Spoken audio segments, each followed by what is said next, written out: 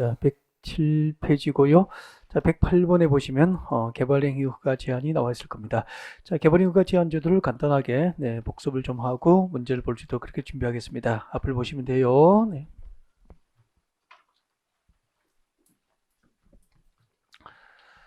자, 개발행위 허가 제한이고요. 자, 국토교통장관은 일정한 사유가 있으면 개발 허가를 제한할 수 있습니다. 제한권자가 될 수 있는 거죠. 자, 국토교통장관이 개발 허가를 제한합니다. 그때는 이제 국토교통 외에는 도시계획위원회니까 중앙입니까 지방입니까? 중앙. 국토교통장관은 국토교통부에는 중앙도시계획위원회 심의를 거쳐서 개발 허가를 제한합니다. 이게 제한 절차가 돼요. 그리고 시도지사, 전국의 시도지사들 그리고 시장 군수도 개발행위 허가를 제한할 수 있죠. 제한권자. 자, 시도지사, 시장 군수가 개발 허가를 제한합니다. 그때는 시도, 시군에 있는 도시계획위원회니까 지방이 되죠. 지방 도시계획위원회 심의를 거치게 되죠. 그래서 자, 개발 허가를 제한할 때는 도시계획위원회 심의를 통과하면 개발 허가를 제한할 수 있게 돼요. 의견 청취나 협의 절차가 있습니까? 없죠. 개발 허가 제한은 도시계획위원회 심의를 거쳐서 개발 허가를 제한할 수 있게 되는데 그때 제한 기간이 있습니다. 제한 기간. 원칙적으로 한 차례 1회 몇 년 범위 내에서 제한합니까? 3년 범위 내에서 건축물의 건축 등 개발을 허가할 수 없도록 개발 허가가 제한되는데 예외적으로 일정한 사유가 있으면 한 차례 2년 범위 내에서 허가 제한 기간이 연장될 수 있죠. 그러면은 연장 사유가 있는 곳이라면 최장 원칙 3년에 연장 2년이니까 최장 몇 년이 되는 겁니까? 5년 동안 건축물의 건축이나 공작물 설치 등에 대한 개발 허가를 제한을 받게 되는 못 받게 되죠. 자, 이제 여기는 그냥 아시면 돼요. 이렇게 그냥 봐두시고 제한권자를 쪽지져서 암기하고 그럴 필요는 없다고 그냥 이렇게 살짝 봐두고 중요한 것은 이거죠. 개발행위 허가 제한 사유. 이 제한 사유는 외우셔야 돼요. 순서 그대로 외우라 그랬죠. 1번부터 5번까지 같이 해봅시다. 자, 개발허가 제한 사유 1번 용도지역. 자, 도시지역 중에서 어디죠? 녹지지역. 도시지역 외의 지역 중에서 계획관리지역만 개발허가가 제한돼요. 녹지지역과 계획관리지역 지금 외우십시오. 녹지지역과 계획관리지역에서 근데 왜 녹지지역일까? 녹지지역은 도시지역이죠. 그럼 도시지역에서 주거지역, 상업지역, 공업지역은 개발행위 허가 제한 지역에서 빠져 있잖아요. 그럼 이유 없이 국회가 법을 만들지는 않잖아. 왜 녹지지역일까? 주거지역, 상업지역은 본래부터 개발 용도고 이미 대부분 개발이 완료됐기 때문에 개발 허가를 제한할 필요가 크지 않죠. 그래서 녹지지역만 한 거예요. 그 다음에 도시적 외의 지역은 한번 보십시오. 계획관리지역, 그 다음에 생산관리, 보전관리, 농림지역, 자연환경 보전지역은 그 용도지역 지정 그 자체가 개발 허용입니까? 개발 제한입니까? 개발 제한이지 뭐. 농림지역으로 지정된 것 자체가 개발이 제한되는 거 아니에요. 그래서 따로 제한의 필요성을 느끼지 않는 거예요. 그래서 녹지지역, 도시지역 중에서는 녹지지역, 도시지역 외의 지역은 계획관리지역이 개발 허가 제한지역이 됩니다. 이 녹지지역과 계획관리지역에 땅 보러 갔어. 땅 보러 갔는데 수목이 집단적으로 자라고 있거나 산림이 울창하죠. 상식적으로도 무분별하게 허가를 해줘서는 안 되겠죠. 이때 수목, 대표적으로 뭐라고 그랬죠? 소나무.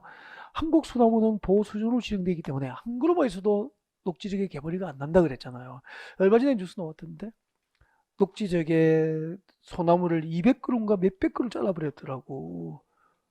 허가 받으려고. 네. 한두 그루 자른 게 몇백 그루, 100그루 이상 자른 것 같은데. 녹지지역과 계획관리지역 소나무가 집단으로 자라거나 또 조수류가 집단으로 서식하고 있는 지역 어디죠? 철새, 도래지. 소나무, 철새 그렇게 보면 되잖아. 그리고 우량농지 보존이 필요한 지역, 우량농지 보존이 필요한 지역. 우량농지는 뭐죠? 경지 정리가 잘 된 농지가 집단화된 곳으로 볼 수 있죠. 뭐 이런 곳은 이제 식량자원 확보를 위해서 무분별하게 이런 것까지 개발해서는 안 되겠죠. 네, 그래서 개발이 가지 않습니다. 하나 외웠죠? 녹지지역과 계획관리지역, 소나무, 철새, 상징적으로 기억해 두지 뭐. 그 다음에 두 번째는 허가 신청된 개발 행위를 허가를 하면은 그 허가된 개발 행위로 인하여 그렇게 되죠. 허가 신청된 개발 행위로 인하여라고 생각해야 합니까? 원인입니까? 원인이잖아. 그 허가된 개발 행위로 인해서 주변 환경이 오염되거나 문화재 손상 우려가 있는지. 저 수업할 때 뭐 고인돌 이야기도 해드리고 막 해드립니다. 그래서 외울 때 소나무 철새 1번, 2번은 환경문화재 2번 그렇게 오시면 되겠죠. 네, 소나무 1번, 고인돌 2번. 다음 3번.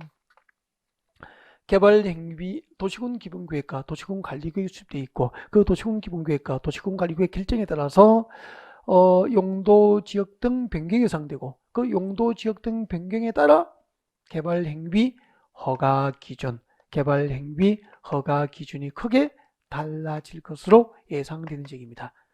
용도 지역 등 변경에 따라서 허가 기준이 크게 달라질 것으로 예상되는 지역도 개발허가 제한됩니다. 앞으로 기준이 어떻게 변경될지도 모르는데 무분별하게 개발허가를 해서는 안 된다 그런 뜻이 되겠죠. 그 다음 이제 네 번째가 쉬워요. 지구단위 구역구역이 지정됐거나 또 하나가 개발 밀도 관리구역입니까? 기반시설 부담구역입니까? 기반시설 부담구역이 지정된 지역 그렇게 되는 거죠. 이유를 좀 이야기하려고 이제 여러분 아시잖아. 여러분 지구단위 구역이 지정된 지역은 왜 개발허가가 제한될까요? 여러분 지구단위 구역 지정이 결정고시 됐어. 이 동네에 지구단위 구역 지정이 결정고시면 배웠잖아요. 몇 년 내에? 3년 내에 그 지역 단위의 개발 계획인 지구단위 계획을 결정고시하고 결정고시된 지구단위 계획으로 공적 개발이 이루어질 거 아니에요. 그래서 해당 지역 토지 소유자의 사적 개발은 공적 개발이 끝날 때까지 허용됩니까? 제한됩니까? 제한. 그러면은 서울시 관할구역에 지구단위 계획구역 밟지 않고 다니기 쉽지 않아요. 그 정도로 많다는 거죠. 그럼 지구단위 계획구역이 지정된 지역에서는 조심해야 된다니까. 사적 개발이 제한될 수 있으니까 반드시 제한 여부를 확인하고 컨설팅이 이루어지는 게 좋죠. 실무에 나가면 다 쓰이거든 이거. 서울의 지구단위 구역 무지하게 많아요. 밟지 않고 다니기 쉽지 않다니까. 그 다음에 기반시설 부담구역이죠. 왜냐면은 이런 기반시설 부담구역이 지정된 지역은 재개발 재건축 되는 지역입니까? 신도시개발 지역입니까? 신도시개발 지역이잖아요. 그럼 우리나라 신도시는 전부 사적 개발입니까? 당연히 공적 개발입니까? 공적 개발이기 때문에 그 신도시 개발 사업에 대한 공적 개발이 끝날 때까지 해당 지역 토지 소유자의 사적 개발은 제한된다는 거잖아요. 그렇게 되죠. 이 5개죠. 그래서 제일 위에 소나무 철새 1번, 환경문화재 2번, 허가 기준이 크게 달라질 것으로 예상되는 곳 3번, 지구단위 구역과 기반시설 부담구역 4번, 5번. 왜 이거 순서를 외워야 되냐면은 1번과 2번의 사유가 있어. 이 지역은 개발허가가 제한 기간이 연장돼 안 돼? 안 돼요. 연장 안 되니까 한 차례 3년 범위 내에서만 개발허가가 제한되는 거죠. 그럼 10 이렇게 나온다고. 계획관리적으로서 수목이 집단적으로 자라고 있는 지역은 최장 5년 범위 내에서 개발허가는 제한될 수 있다. 오, 몇 겠습니까? X. 몇 년이죠? 3년. 이 연장 안 되니까 원칙대로 3년 범위 내에서만 제한되는 거지 뭐. 또 허가된 개발행위로 문화재 손상 우려가 있는 지역은 문화재 조사 발굴이 끝날 때까지 그 제한기간이 연장될 수 있다. 이러면 구구절로 너무 완벽하잖아. 문화재 조사 발굴이 끝날 때까지 그 제한기간이 연장된다는데 어떻게 의심하냐고. 체력이 떨어지면 그게 집중력이 떨어지니까 안 보이거든. 철크등 또 낚이고 그렇게 된다고. 연장되지 않잖아요. 근데 또 이걸 잘못 해석하면 안 돼. 그러면은 고인돌이수도 3년만 지나면 개발허가 납니까? 아니요. 3년 동안 고인돌이 안 쓰고. 사유가 존재하면은 개발허가 안 나요. 그 다음에도 계속. 그러니까 이때 문화재는 무슨 의미냐면 조사 발굴이 3년 내에 끝나면은 그 이후에는 개발이 가능하다는 의미지. 그 문화재가 존재한다면은 제한기간하고 상관없이 연장과 상관없이 개발허가 안 난다는 얘기예요. 해석을 그렇게 하셔야 돼요. 아셨죠? 그러니까 문화재가 있어도 고려청자 아파트 지으려고 부지 조성하는데 고려청자가 출토가 됐어. 그럼 어떻게 하죠? 대학교 뭐 박물관 팀에서 조사 발굴 하겠죠. 다 끝났어. 조사 발굴이 발굴 다 끝나고 옮겼어. 그러면은 공사 계속할 수 있다는 그런 의미라고 이게. 소나무도 3년 뒤에 죽으면 다행인데 안 죽으면은 개발허가 안 나죠. 여기까지. 그 다음에 3, 4, 5번은 어떻게 되죠? 원칙 3년에 몇 년 연장입니까? 2년 연장이니까 최장 몇 년이 되는 거죠? 5년 범위 내에서 개발허가가 제한되는 거죠. 그러니까 지구단위 구역은 무서운 거잖아. 사적으로 땅 사려고 했는데 지구단위 구역이었어. 5년 범위 내에서는 개발허가가 제한되는 기간 중이라면 큰일이잖아. 그죠? 땅 사두고 개발도 못하고 그렇게 되거든요. 네. 부동산은 제일 재밌는 게 땅인 것 같아요. 여러분도 이제 아파트 앞에 자리 잡고 뭐 단지 안에 자리 잡고 이렇게 해도 안정적이에요. 안정적인데 아파트는 또 요즘에는 단지 안에 있더라도 또 요즘처럼 경기가 안정 규제를 많이 받을 때는 좀 밥 먹고 살기 조금 점퍼시 내고 이렇게 하기가 좀 그래요. 그럴 때는 항상 소장님은 뭐 하셔야 돼요? 여기면 좀 갑갑하잖아. 이런 실장님들 이쁜 실장님을 맡겨놓고 여러분 밖에 눈을 돌리기 좋죠. 네. 그래서 하다 보면은 좋은 물건이 많이 생겨요. 좋은 물건이 많이 생기니까 사뒀다가 팔기도 하고. 그 양도시 때문에 무섭잖아. 그러니까 옛날에는 업하고 할 때는 괜찮은데 업 쓰기가 또 힘드니까. 네. 근데 이제 제가 끝으로도 시골로 지방으로 좀 내려갔잖아. 그죠? 옮긴 이유도 상속 같은 경우는 시골 같은 경우는 동네 분들 보면은 상속을 빨리 안 해요. 그럼 나중에 이제 상속 농지 같은 경우 이런 경우에는 이제 뭐 나중에 양도시 문제가 없을 수도 있잖아요. 그죠? 그런 것은 업을 써도 되잖아. 하다 보면 이제 방법이 생기죠. 그래서 저 같은 경우도 업을 써서 사두죠. 양도시 문제가 없으니까. 업을 쓰면은 대출도 많이 받을 수도 있고 뭐 좋잖아. 그렇게 했다가 주인 만나면은 2, 3년 뒤에 한 5천, 1억 붙이고 팔고 뭐 그렇게 하면 되잖아. 용돈하고. 집사람 올려 쓰고 뭐 그런 거죠. 그런 거는. 근데 걱정할 필요 없어. 집사람 이거 안 봐. 인터넷. 하시다 보면은 그런 일이 많이 생겨요. 그러니까 항상 그 이제 전월 이제 아파트 위주로 하면 좀 강남은 그래도 규모가 큰데 밖으로 나오면 규모가 작잖아, 그죠? 전월지하고 작고 일은 많고 하니까 주로 이제 실장님들에게 일거리 많이 주면 좋아하니까 자기를 수임하니까 시키려고 잘하잖아. 소장님에게 충성하거든. 돈 많이 벌면은 단집에 갈 수가 없어. 맞죠? 그리고 나중에 실장 뽑을 때 우리 해커스 이제 동문회 모임 있잖아 가서 그 장사 잘한다고 소문나신 분을 피사하게 써야 돼요. 실장님을 싸구려 쓰면은 밥값도 못해. 청소하고 밥만 축낸다고 밥만 먹여야 돼. 그래서 초보자 쓰지 말고 잘하는 분을 월급 많이 주고 쓰면 돼요. 월급 많이 주면은 밥값하고요. 몸값도 해요 다. 비싼 사람은 비싸다고. 실장님 싸게 쓰고 이들 같이 공부해도 동기 쓰고 동기는 둘 다 바보잖아. 바보기를 뭐 하려고. 배울 것도 없고. 술값만 내야 되고. 동기끼리 많이 해요. 동기끼리는 제가 하지 말라고 하죠. 둘 다 경험이 없잖아. 그죠? 자격증만 땄지. 두 바보가 앉아서 뭐 하려고. 술만 먹어야 되잖아. 네. 그래서 모임에 나가서 단절하지 말고 나가서 정보 얻어서 선배님 중에서 실장님들 잘하는 사람이 있어요. 정말 잘하는 이 부동산 능력 있게 잘하는 사람이 있다고. 그분들을 스카웃해서 모시다 써야 돼. 돈만 주면 돼요. 근데 그분들은 밥값하고 몸값도 다 하더라고. 비법이 그런 것 같아. 그리고 자리 안정되면은 이제 작은 빌딩부터 시작해서 땅을 보고 밖으로 나갈 수 있어야 돼. 그래야 이제 그죠?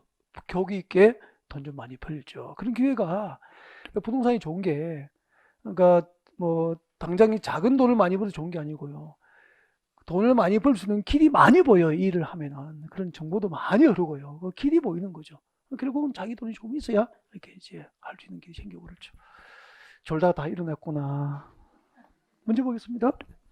근데 자 이렇게 이제 3, 4, 5분의 사유에서는 개발휴가 제한을 하려면은 국토교통부가 제한하려면은 국토교통부는 중앙도시의 심의가 통과돼야 제한할 수 있지 마음대로 제한은 못하는 거야. 시도지사, 시당구수는 네, 지방도시군의 심의를 통과해야 개발휴가를 제한할 수 있도록 도시계획 전문가들이 지향권자의 제한이 무분별하게 이루어지지 못하도록 통제를 하고 있는 거죠. 그래서 도시계획의 심의를 거치겠지. 개발휴가 제한할 때 의견 청취, 협의 절차는 있어 없어? 없잖아요. 도계위 심의만 거치면 되는 거예요. 그리고 연장을 할 때는 도시계획의 심의를 거칩니까? 거치지 않습니까? 거치지 않고 허가 제한 기간은 연장됩니다. 문제 같이 볼까요? 네. 108번, 107페이지 108번입니다. 국토교급상 개발휴가 제한, 개발휴가를 제한할 수 있는 대상지역이 아닌 것은 녹지지구로서 수목이 집단적으로 자라고 있는 지역 맞습니까? 네. 녹지지역과 계획관리지구로서 아까 수목이 집단적으로 자라고 있는 지역 등 맞잖아. 2번 계획관리지구로서 조수류 등이 집단적으로 쓰이고 있는 지역 제한될 수 있죠. 3번 개발 행위로 문화재 등 손상이 우려되는 지역 맞고, 지구 단위 구역 맞고, 개발 밀도 가류 구역입니까? 기반시설 부담 구역입니까? 기반시설 부담 구역. 잠깐만요. 우리 개발 밀도 가류 구역 개요를 알면은 개발허가 제한이 필요 없다는 걸 알 수 있죠. 이 동네는 주거지역, 상업적, 공업지로 지정이 되어서 이미 개발이 완료된 지역이잖아. 맞죠? 그래서 당연히 개발 밀도 가류 우선 개발허가 제한에 실익이 없죠. 정답은 5번입니다. 다음 109번. 국도교급상 개발허가 제한 등에 관련된 설명으로 옳은 것은 1번. 개발행위로 인해서 문화재 등이 손상될 우려가 있는 지역은 그 문화재 조사 발굴이 끝날 때까지 1회 2년 범위 내에서 그 제한을 연장할 수 있다. 이렇게 나오면은 우르르르 무너지는 거야. 문화재 조사 발굴이 끝날 때까지 연장한다는데 어떻게 의심하냐고. O입니까? X입니까? X. 이 문화재는 고인돌은 아까 제한 사유 몇 번이죠? 2번. 2번이죠. 1번, 2번은 연장돼요? 안 돼요? 안 되잖아. 다음 2번. 기반시설 부담구역으로 지정된 지역은 최장 3년 범위 내에서 개발허가를 제한할 수 있다. 기반시설 부담구역은 아까 연장이 가능하잖아. 그럼 최장 몇 년이죠? 5년. 그렇게 되죠. 3번. 개발 행위를 제한할 때 국토교토 장관은 중앙행정기관장과 협의하고 시도지사, 시장구는 관계행정기관장과 협의한다.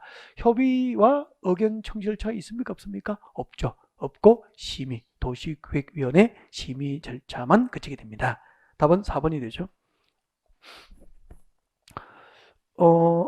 옳은 거 찾아야 되죠. 옳은 거 찾아야 되니까 3번 틀렸고 4번 내려옵니다. 지구단위 구역구역은 중앙도시계획위원회나 지방도시의 심의를 거치지 않고 1회 2년 범위 내에서 개발허가 제한을 연장할 수 있다. 연장 동그라미 하시고, 연장은 도시계획위원회 심의를 요합니까? 요하지 않습니까? 요하지 않고, 지구단위 구역구역 연장 사유도 맞죠? 1회 2년 범위 내에서 연장이 가능합니다. 그래서 옳은 것은 4번이죠. 다음 5번 내려오시고, 개발허가 제한 지역 등을 고시한 국토부 장관, 시도지사, 시장구선 당해 지역의 개발행위를 제한할 사유가 없어진 경우, 개발행위 허가 제한 사유가 없어졌어. 없어지면은 그 제한 기간이 끝난 후 지체 없이 그 제한을 해제해야 한다가 아니고요.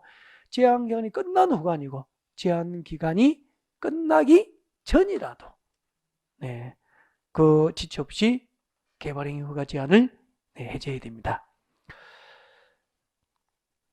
다시 할까요? 5번의 두 번째 줄봅니다. 해당 지역에서 개발 행위를 제한할 사유가 없어진 경우에는 그 제한 기간이 끝난 후가 아니고 그 제한 기간이 끝나기 전이라도 지체 없이 그 제한을 해제해야 한다. 그게 맞습니다. 이게 기출 지문이에요. 기출 문제 지문이라고. 좀 유치했죠? 넘어가겠습니다. 110분은 여러분이 연습하시면 돼요. 설명 다 드린 내용이니까. 그리고 자 포인트 14 들어갑니다. 자 11번 개발 밀도 가려고요. 그리고 이제 13번부터 기반시설 부담구역 문제가 나와 있습니다. 개발 밀도 가려고요과 기반시설 부담구역 요약 정리하고 그 다음에 문제 풀 수 있도록 준비하겠습니다. 앞을 보세요.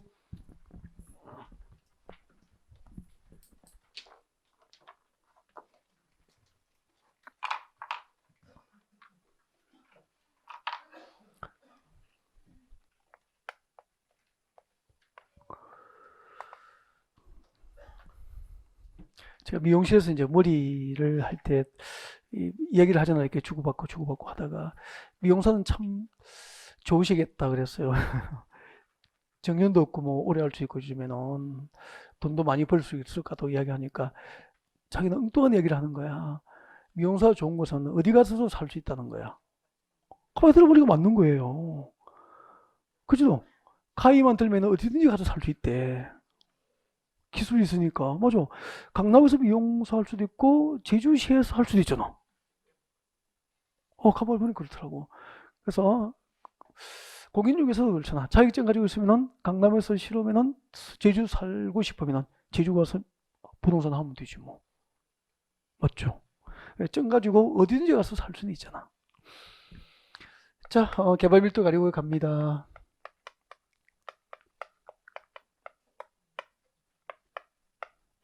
아싸 제주 열심히 공부해야 되겠죠? 개발 밀도 관리고요. 개발 밀도 관리고요. 제가 늘 이 그림으로 설명을 드리고 있습니다. 여러분 여기 강남역이에요. 2호선 강남역이라고 가정합시다. 역세권이고요. 네. 자, 서울에서 주거지역이나 상업지역이나 공업지역으로 용도지역이 지정된 지역은 본래부터 개발 용도고 대부분 미개발 지역입니까? 개발이 완료됐습니까? 대부분 개발이 완료됐죠. 개발이 완료됐다는 것은 도로 주변에 전부 건축 다 끝났다는 거지. 그죠? 네. 다 건축 개발됐죠, 뭐. 근데 강남역 역세권으로부터 한 10분 거리에, 네, 7, 8분 거리에 이게 아파트 재건축 단지가 있습니다. 네, 재건축 단지가 있는데요. 이 재건축 단지 아파트가 10층이고요. 2000시대예요. 단지가 크죠? 10층이고 2000시대예요. 재건축합니다. 재건축하면서 아무튼 50층 정도로 뽑아버린다고 가정합시다. 뽑아버리면은 시대수 2000시대가 6000시대가 된 거예요. 시대수가 재건축이 끝나면은 6000시대로 재건축이 이루어집니다. 이렇게 이미 개발이 완료된 주거지역, 상업지역, 공업지역에서 새로운 개발행, 이때 새로운 개발행위는 뭐죠? 신도시 개발입니까? 재개발, 재건축입니까? 재개발, 재건축 등 새로운 개발행위가 고밀도 개발로 추진됨으로 인해서 시대수가 폭발로 증가해버리니까 강남역 주변의 대로변에 교통량을 수용할 능력이 넉넉해집니까? 도로의 교통량 수용 능력이 향후 부족할 것이 예상되죠. 그리고 상수도 공급 능력 넉넉해집니까? 부족해집니까? 부족해지죠. 하수 발생량이 폭발적으로 증가될 거 아니야. 하수 시설의 처리 용량도 부족할 것이 예상되죠. 몇 가지 기반 시설 이야기했죠? 세 가지. 도로, 상수도, 하수. 이걸 외워야 돼요. 이 단어를 기억하면 답찾기 진짜 쉬워지거든.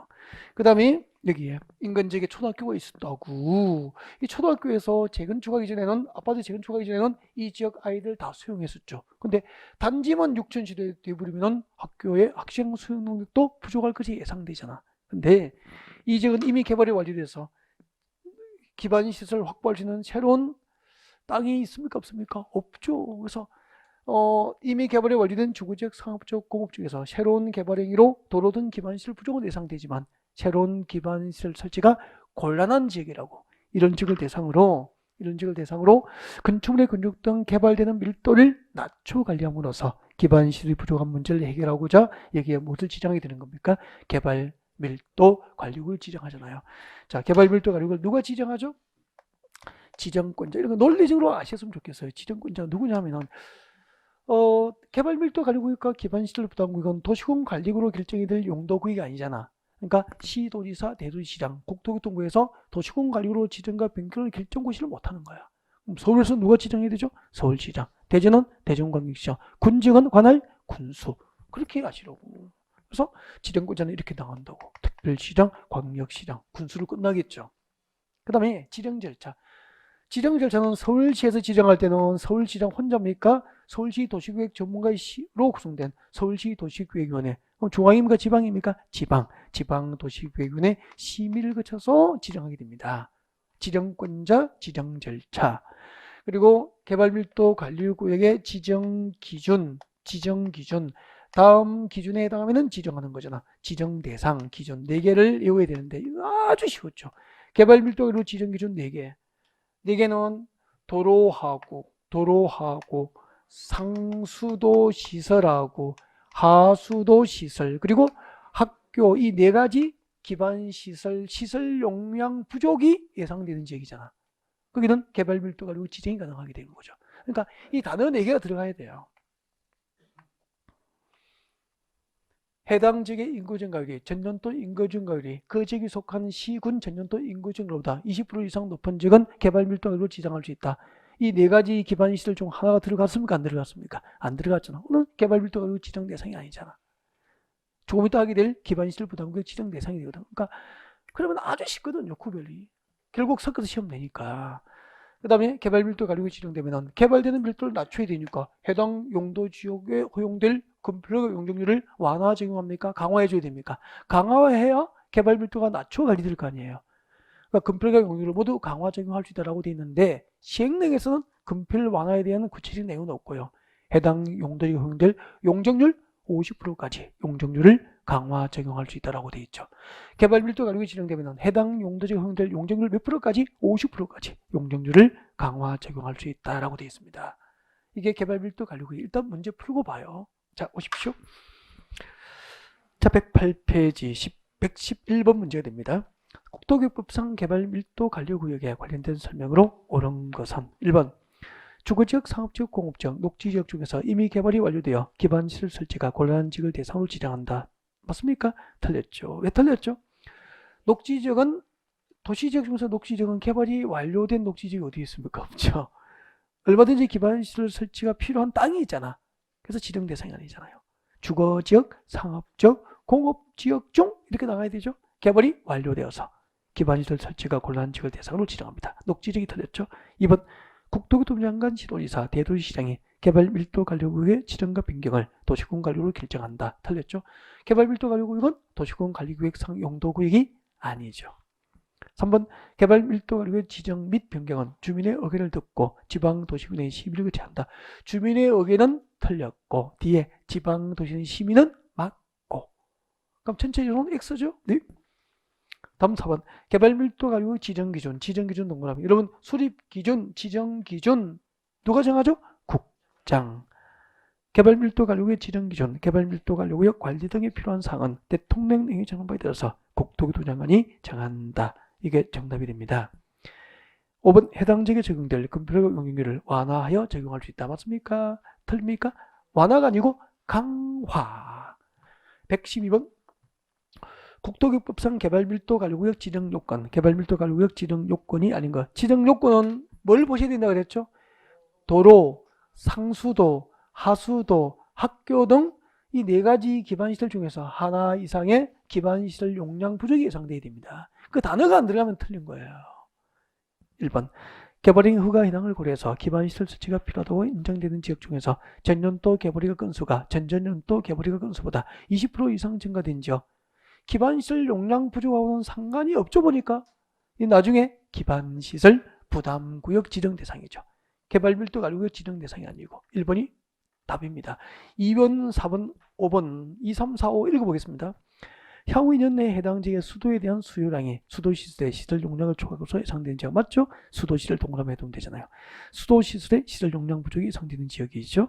3번 향후 2년 내에 해당 지역의 하수 발생량이 하수시설 동그라미 하수시설의 시설 용량을 초과해서 예상되는 지역입니다. 하수시설 부족이 향후 예상되죠? 다음 4번 향후 2년 내에 해당 지역의 학생 수가 학교 수용 능력을 20% 이상 초과할 것으로 예상되는 지역입니다. 학교 동그라미. 5번 당해 지역의 도로율이 국토교통부령이 정하는 용도 지역별 도로율의 20% 이상 미달되는 지역입니다. 도로율 동그라미 두면 되죠. 뭐. 2번에 수도시설, 3번에 하수도시설, 4번에 학교시설, 5번이 뭐죠? 도로시설의 시설 용량 부족이 예상되는 거 맞죠? 개발밀도 관리구역의 지정 대상이 되는 거죠. 자, 기반시설 부담구역은 또 앞을 잠깐 봐주시고요. 자, 기반시설 부담구역 문제 풀기 전에 요약 정리하겠습니다. 봐주시고요. 이 개요 설명을 듣는 것은 이 마지막이에요. 이제 나중에 동행보고서 들어가면은 그 문제와 관련된 것만 해설을 하지 이 개요를 바탕으로 깔아주고 그렇게 하진 않아요. 이제 단원별 문제 풀으니까. 그러니까 이 개요 이해가 그렇게 중요한 거죠. 성장관리원도 그렇고. 그러니까 인문과정 수업을 안 들으면은 고득점이 많이 안 돼요. 자, 다시 합니다. 이제 개발밀도 가려고요. 그 다음에 이제 기반시설 부담구 얘기죠. 이거 설명하려고. 자, 기반시설 부담구역 준비합니다. 기반시설 부담구역은 개발밀도 관리구역 아닙니까? 그 외입니까? 개발밀도 관리구역 이외 신도시 개발지역을 대상합니다. 개발밀도 관리구역 이외 신도시 개발지역이죠. 그럼 여기가 전부 전답 가설의 농지였다고. 이걸 형질 변경 공사를 통해서 택지나 상업용지 등을 전부 조성하고 이게 신도시로서 기능이 발휘될 수 있도록 도로나 학교, 공원, 녹지, 상수도시설, 수도시설 그리고 폐기물 처리 및 재활용 시설 등을 확충하게 됩니다. 그러면은 이 신도시에 필요한 기반시설, 이 기반시설은 지금까지 해당 자치단체의 부담으로 확보가 됐다고. 근데 기반시설 부담구역이 지정되면은 그 기반시설 부담구역에서 일정한 개발 행위를 하는 누구에게? 지역 주민에게. 기반시설 부담구역이 지정된 지역에서는 그 지역 주민 중에서 일정한 개발 행위를 하는 자에게 그 도시에 필요한 신도시에 필요한 기반시설 직접 설치 확보케 하거나 용지를 확보하게 하거나 아니면은 그 설치 비용을 부담을 시켜서 신도시에 필요한 기반시설을 확보하려고 도입된 제도가 뭐죠? 기반시설 부담구역이라고. 그러면 기반시설 부담금에서 여러분이 나중에 땅 분양받고 여기다가 뭐 상가를 짓다니 건물을 짓다니 이렇게 하면은 여러분이 그 동네에 학교 짓고 도로 짓고 공원 만드는 비용을 부담해야 되는 것이 기반시설 부담금이 되는 거죠. 기반시설 부담금고요. 똑같습니다. 누가 지정하죠? 지정은 기반시설 부담금도 시도지사, 대도시장이 도시공관리로 지정과 변경을 결정할 대상이 아니잖아요. 그럼 누가 지정해야 되죠? 똑같이 뭐 특별시장, 광역시장, 군수로 끝나겠죠. 관할 지정구서 지정합니다. 그 다음에 지정 절차 달라요. 개발 밀도 가지고 지정할 때는 지방도시군의 심의만 거치면 됩니다. 서울시에서. 근데 여기는 주민들에게 기반시설 설치에 필요한 비용을 부과할 수도 있죠. 주민에게 기반시설 설치에 대한 경제적 부담을 주기 때문에 지방도시군의 심의 전에 주민의 의견을 듣습니다. 이 부분은 개발 밀도 가지고 항상 비교해야 돼요. 개발 밀도 가지구역 지정 절차에는 주민 의견 청취 절차가 없고 기반시설 부담구역은 주민의 의견 청취를 하게 됩니다. 그 다음에 기반시설 부담구역의 지정 대상 어디에 지정될까요? 라고 하는 거죠. 여기서 잠깐 또 기반시설 부담구역의 지정 대상인데요. 이거 개요가 이해되면 절반은 이해온 거라니까. 일단 기반시설 부담구역은 재개발 재건축 되는 지역입니까? 신도시 개발 지역입니까? 신도시. 신도시가 개발되려면 해당 지역, 이 지역의 개발행 제한이 강화되어야 됩니까? 완화 해제되어야 됩니까? 완화 해제. 그 개발행 제한을 완화 해제하는 방법이 두 가지가 있어요. 대표적으로. 개발행 제한이 완화가 되는 경우 두 가지. 법을 제정하고 개정해서 이 지역의 행위 제한을 완화 해제할 수 있거든. 그러니까 세종특별자치는 신도시 맞죠? 그러면 그 충남 공주시 일부하고 충남 영기군 그 일대를 행위자를 풀어준 거죠. 세종특별자치시 건설을 위한 특별법이 국회를 통과하면서 해당 지역의 행비 제한이 강화됐습니까? 완화된 겁니까? 완화 해제가 됐다고. 법령의 제2개정으로 행비 제한이 완화 해제된 지역은 필연적으로 신도시 개발되거든. 기반시설 부담구역 지정해서 기반시설을 확보하라는 것이. 두 번째, 또 행위 제한이 완화되는 경우가 있습니다. 용도지역 변경이죠. 예를 들면 농림지역과 자연환경 보존지역을 도시지로 용도지역을 변경해버리면 해당 지역의 행위 제한이 강화됩니까? 완화됩니까? 완화되잖아. 두 가지.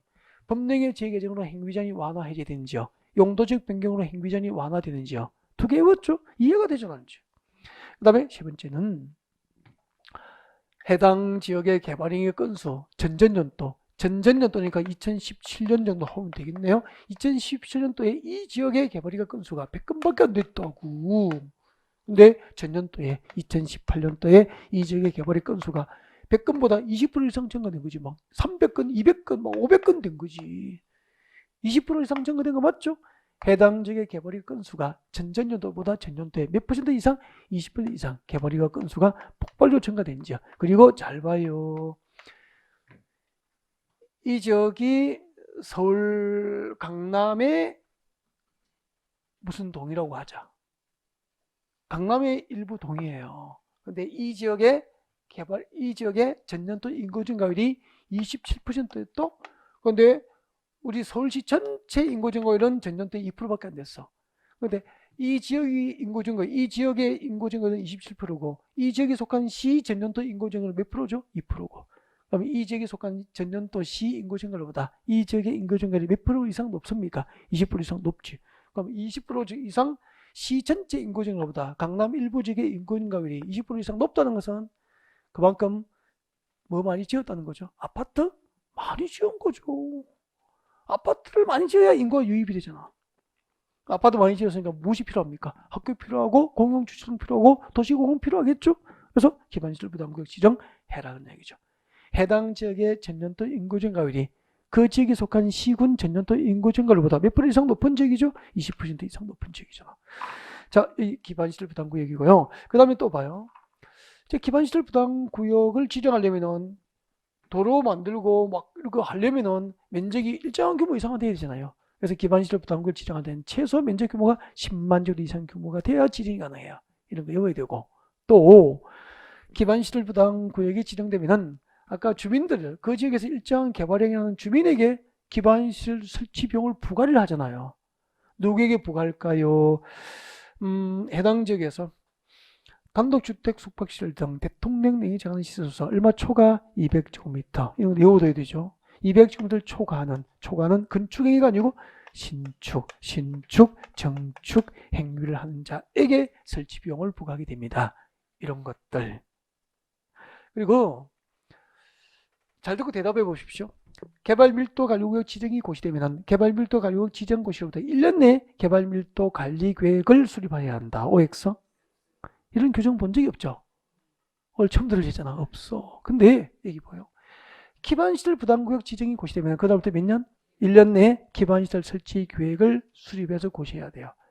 구역 기반시설 부담구역 지정 고시로부터 1년 내에 기반시설 설치 계획 수립이 없으면 1년이 되는 날의 다음 날 기반시설 부담구역 지정은 해제된 것으로 본다. 그러니까 기반시설 부담구역이 지정되면 기반시설 설치 계획 수립을 해서 도시공 관리계획에 반영을 해야 돼요. 왜요?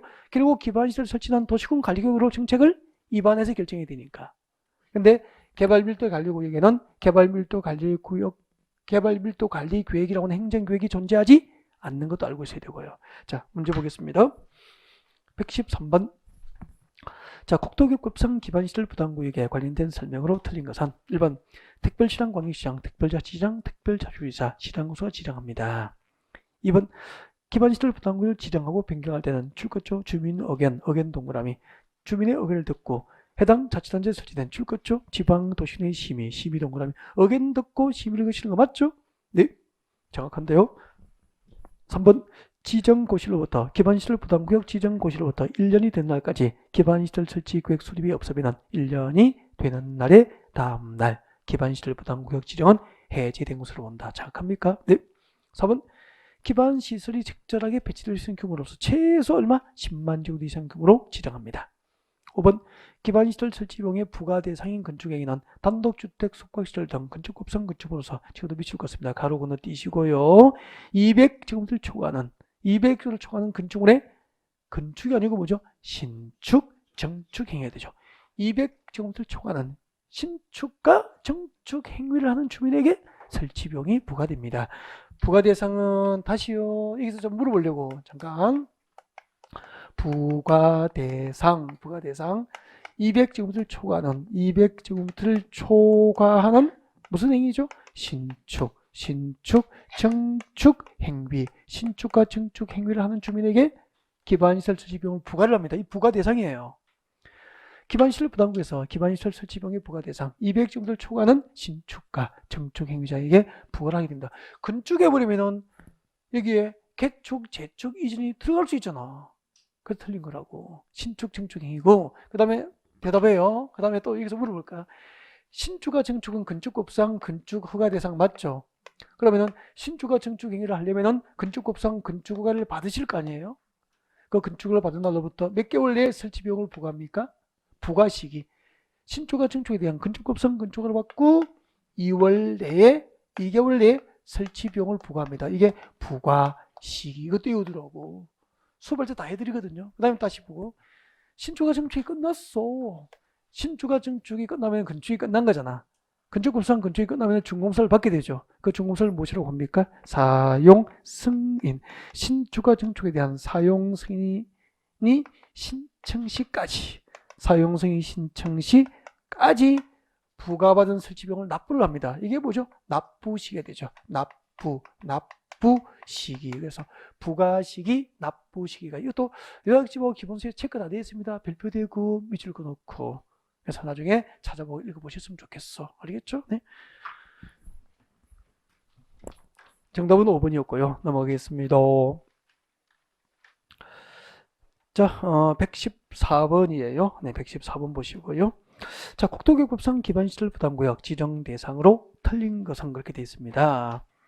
1번 법령의 재개정으로 행위제한이 완화되거나 해제된 지역은 필연적으로 신도시로 개발되겠죠? 네, 기반시설 부담구역 지정 대상이 됩니다. 맞고요. 2번 이법과 다른 법령에 따라서 지정된 용도지역이 변경되거나 해제되어서 행위제한이 완화되는 지역 맞습니까?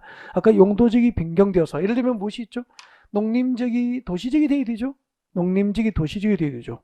농림지역과 자연환경보호지역이 도시로 용도지역이 변경되면 행위제한이 완화가 되잖아. 이런 지역도 기반시설 부담구역 지정 대상이 되죠. 다음 3번 향후 2년 내에 해당 지역의 학생 수가 학교 수용 능력을 20% 이상은 초과할 것으로 예상됩니다. 학교 시설 용량 부족이 예상되면 뭐죠? 개발 밀도 또 관리구역 지정 대상이 되죠. 3번이 답이고요. 이렇게 나오면 어려워요. 그러니까 단어 4개를 늘 기억하고 있어야 돼. 개발 밀도 관리구역과 기반시설 부담구역 지정 요건을 비교하시려면은. 그래서 정답이 3번입니다. 4번 해당 지역의 전년도 개발허가 건수가 전전년도 허가 건수보다 20% 이상 증가된 지역 맞죠? 5번 해당 지역의 전년도 인구 증가율이 그 지역에 속한 시군 전년도 인구 증가율보다 20% 이상 높은 지역 맞습니다. 그 다음에 116번 116번은 그 유발계수를 암기를 하셔야 됩니다. 알겠죠? 유발계수 암기 해설집, 요약집 딱 펼쳐놓고 제가 암기하라고 한 거 있을 거야. 아마 유발교수가 높은 것 상위 한 5개 정도, 그리고 일상생활과 밀접한 관리 있는 것 몇 개만 외워둬야 되고 다 외울 수는 없어. 그래서 암기를 좀 해둘 수 있도록 합니다. 그 다음에 네, 됐습니다. 117번 하나만 할게요. 자, 국토교육법상 기반시설 부담구역, 기반시설 부담구역에 관련된 설명으로 옳은 것. 1번 기반시설 부담구역은 개발 밀도 관리구역과 중첩 지정될 수 있다 없다? 없다. 2번 대학은 기반시설 설치에 필요한 기반시설이다. 대학은 기반시설 부담구역에서 설치가 필요한 기반시설에서 제외. 학교는 기반시설 부담구역에서 설치가 필요한 기반시설 맞습니다. 단 학교 중 고등교육법상 대학은 포함입니까? 제외입니까? 제외. 그래서 틀렸고요. 3번 기반시설 설치 비용은 현금 납부로 하되 부가대상 토지, 이와 비슷한 토지로 네, 물납이 인정될 수 있죠. 네, 그래서 3번이 답입니다. 4번 기반시설 부담구역으로 지정된 지역에 대해서 개발허가를 제한했다가 이를 연장합니다. 아까 기반시설 부담구역과 지구단위 구역은 개발허가 제한이 연장될 수 있잖아. 맞죠? 연장할 때는 도시구역 내 심의를 거칩니까? 심의를 생략합니까? 심의 생략. 연장하기 위해서는 중앙도시구역 내 심의를 거쳐야 한다. 틀렸잖아요. 5번 기반시설 부담구역 지정 것이도 몇 년? 1년. 1년이 되는 날까지. 기반시설 설치 계획 수립이 없으면 1년이 되는 날의 다음날 그 지정이 해제된 것으로 본다. 그렇게 되죠. 112페이지 15 포인트 15부터 네, 휴식 후 진행합니다.